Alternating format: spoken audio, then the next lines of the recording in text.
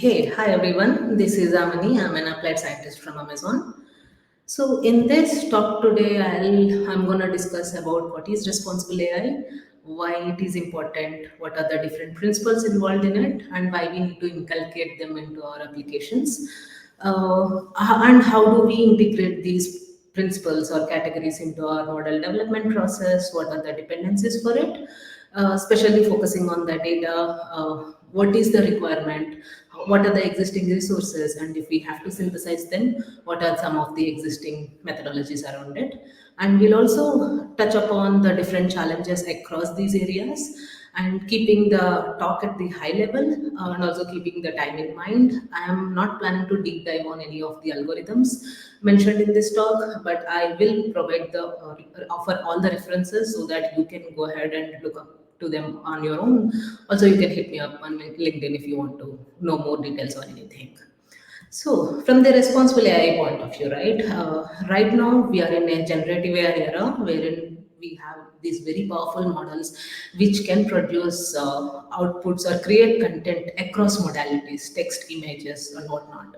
And when we are creating the content, we need to ensure that the generated content follows some responsible AI principles or ethical guidelines, etc. Because we want our customers, whoever they are, we want them to have the similar experience for everyone. And also, these models are deployed into production, wherein the end-to-end pipelines are automated, and AI bots will take some decisions on behalf of human, right? So we don't want these AI bots to unexpectedly take a non-safe or unlawful action, which can damage both customer experience and can damage to organization as well.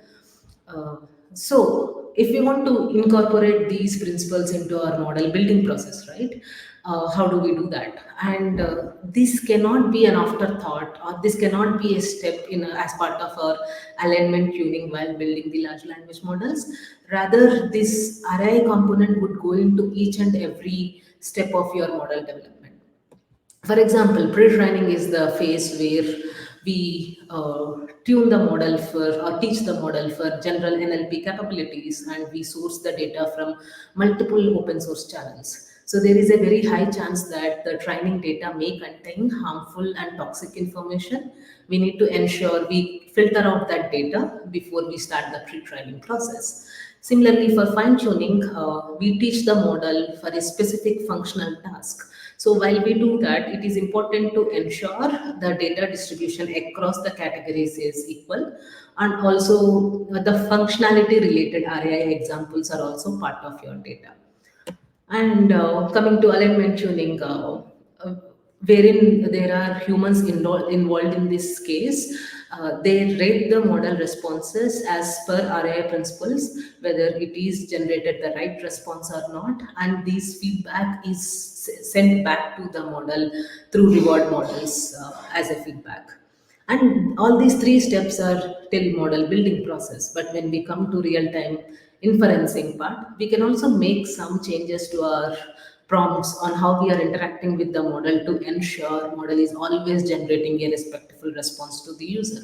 And this is still the text generation or content generation part, to be specific. So after this, as a post processing step, we can also integrate with content moderation techniques. This could be deterministic, or this could be again model based as well, which can validate whether the generated content is as per the RAI principles or not.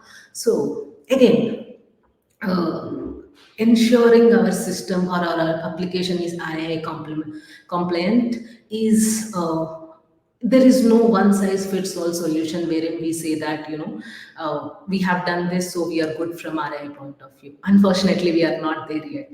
Since the type of attacks is continuously evolving, we need continuous monitoring, and alignments of our methodologies is crucial to ensure our applications are safe. So when we talk about the principles, right, what all are the different categories that comes into? Depending on the organization, people can categorize into different ways. But at the general high level, there are around 6 to 7 categories. Depending on the domain, the weightage across these categories might be different for each application. That list may change, but the overall list is like this. And when we say safety category, right, we need to ensure our model does not generate rude responses to the user. It should not generate toxic or abusive, harmful responses. Rather, always be polite to the user to enhance the user experience. Some of the exemplary methods which we can consider to make sure our models are generating safety responses is like detect toxicity in your model response, accordingly, then only show the model response to the user. Or perform detoxification on your training data to ensure we are removing all the harmful content from the training data itself. So these are some of the sample methodologies that we can do to ensure the safety. Fairness is that model should treat all the different categories of people equally. There should not be any stereotypes or there should not be any discriminatory behaviors. Most of the times, these behaviors are reflected from the data itself. If our data contains most of the information about a particular group, then the model predictions are also based on that group itself. Imagine very critical applications in healthcare like clinical trial recruitment. If it is impacted by these kind of data distribution effects, then the model in place that we are using is not fair across all the user groups. So this is very important for us to pre-process the training data to remove these stereotypes across our models. Coming to privacy and security, we most of the times when we are building the models, there is some level of customer data also goes into the training data, which involves personally identifiable information. And hackers, they are coming up with new kinds of attacks every day to make model to give out this training information. So we need to ensure our models are secure and robust, not to give out this information. Along with that, when we are training the model itself, we can apply some anonymization techniques on data, something like differential privacy, to disconnect this PII information from the features that we are actually training the data. And robustness is mostly on model performance. We our model predictions or the generated content needs to be as accurate as possible without any hallucinations. Hallucination is something model makes up some information which is not true, which doesn't exist.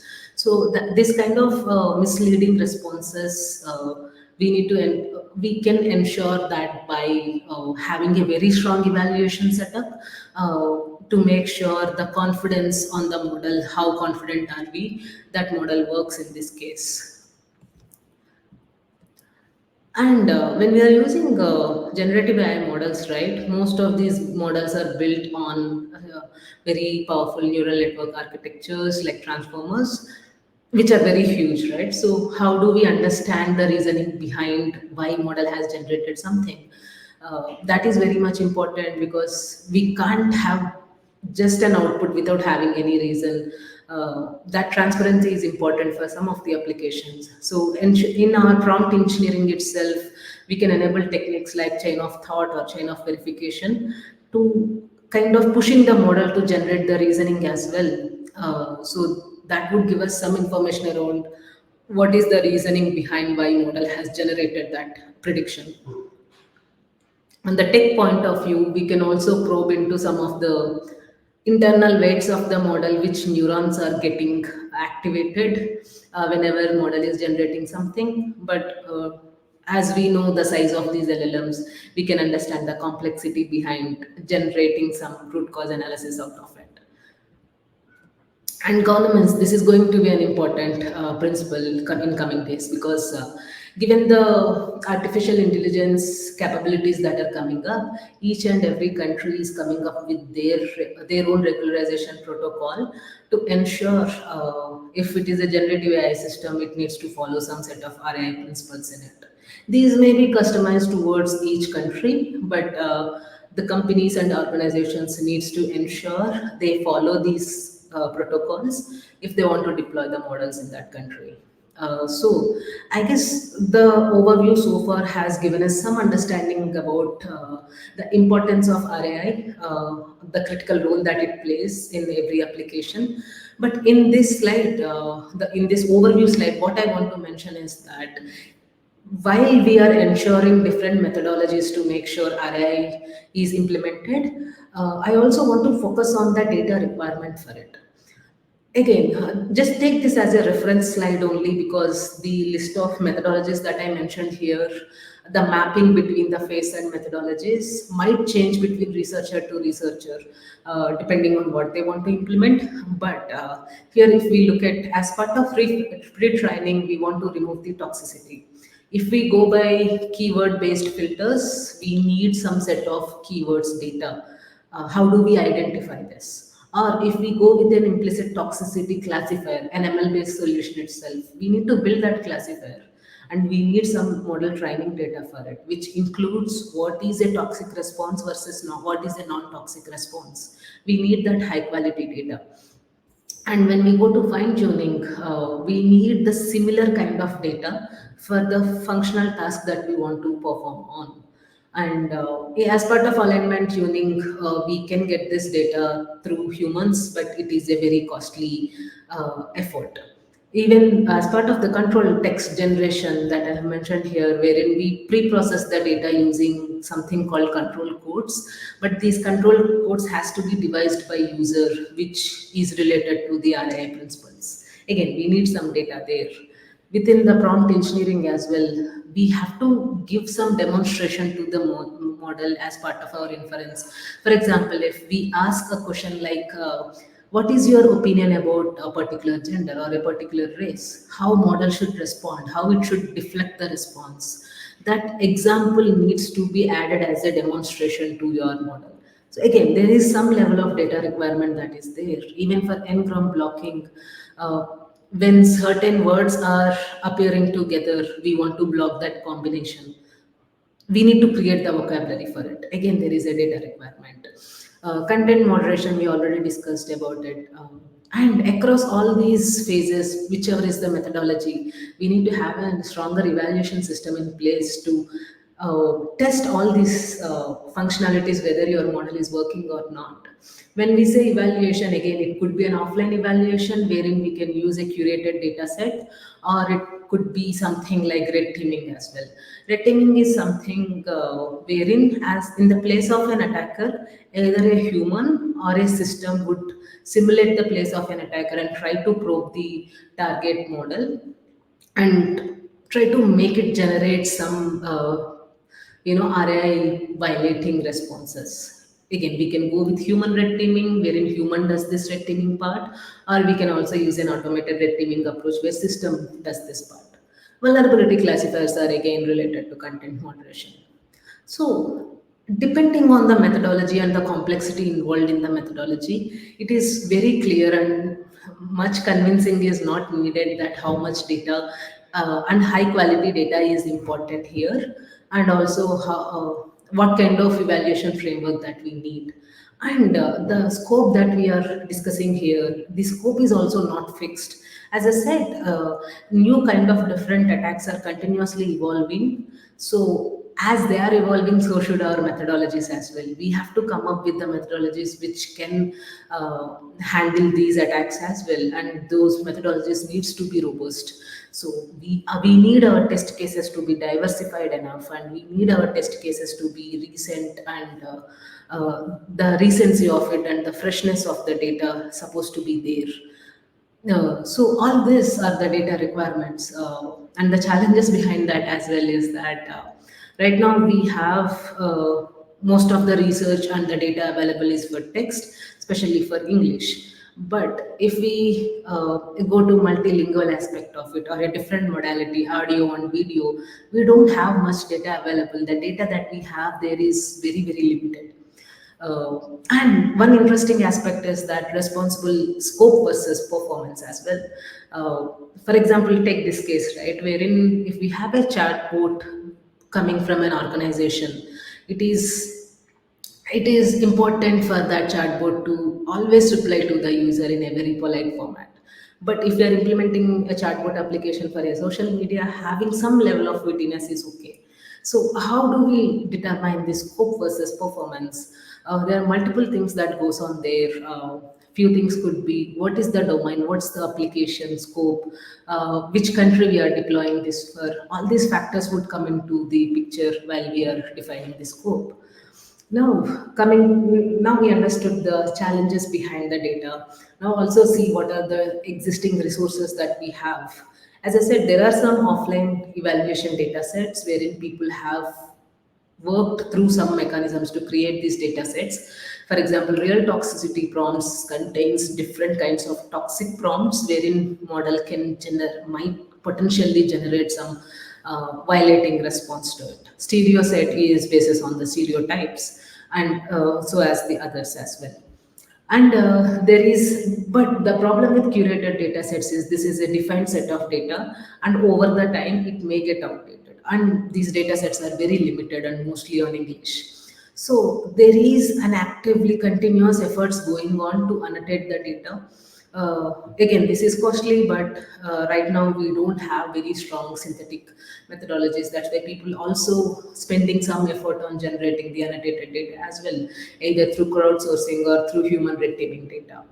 Now, the third part, given the scope of the data that we are talking about, there is very active research going on synthetically generating adversarial data set as well, which includes different methodologies like template-based generation, semi-supervised algorithms, also using language models to generate this. So if we talk about template based generation, right, so we have set of templates. We can also work with including sentiment into the template, or providing a neutral context versus biased context into the template. One interesting example here is that under biased context, let's talk about a certain politician. So here we are just asking about a person to the model. We are not adding any bias, straightforward question. But if I change my template to something like particular politician has done best job as politician, so we are adding that positive bias into our prompt template, or has done a worse job as a politician. So giving that bias as part of your input to the model and see how it generates. So this is the first level of template based generation. Another could be is, using generative AI models to generate the attack prompts first, then use these attack prompts to attack your target LLM. The first example is that red teaming. Use LLM to generate data. But there is a reverse methodology as well to this. Instead of asking model to generate user input, give toxic responses to the model and ask model to generate questions for it, if that reverse mapping works or not. So there are different approaches people are still exploring to generate the data, to make the data more as diverse as possible. So as part of the summary, we have seen importance and different categories of RAI principles. How do we implement these strategies into model development? Different exemplar based methodologies that are there on that data, the significance requirement of it, existing resources, and high level synthetic approaches. We have also discussed on some of the challenges and where active research is going on in terms of future prospects.